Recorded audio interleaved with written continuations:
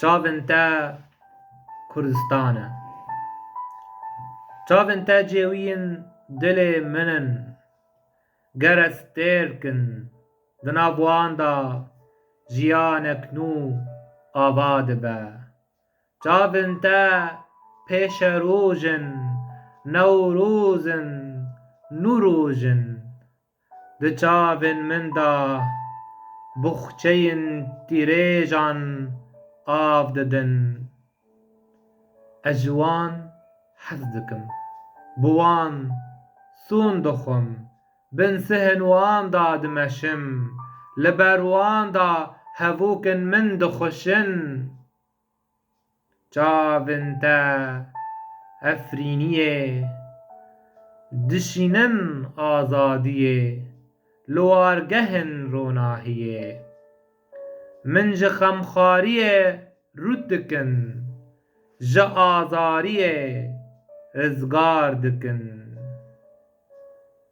Min bi evînê dixemilînin, û siruştê ji sermayan dûr dixin. Min vexwe avek, min belav bike li ser çiyayên sînga xwe gulavek. Ez bê te beyarim, bê liv û gavim. Cîhanek xûnav im, ji çavên te werîsên ewrên spî da dikevin xarê. Min dûrpêş dikin mîna her carê. Çavên te erd û ezman in, çavên te erd û ezman in. Ehrûmezda û ehrîman in.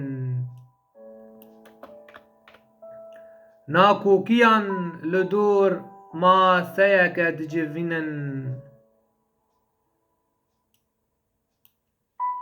Mirinê dixapînin, xewnan dibarînin. Xemgîniyan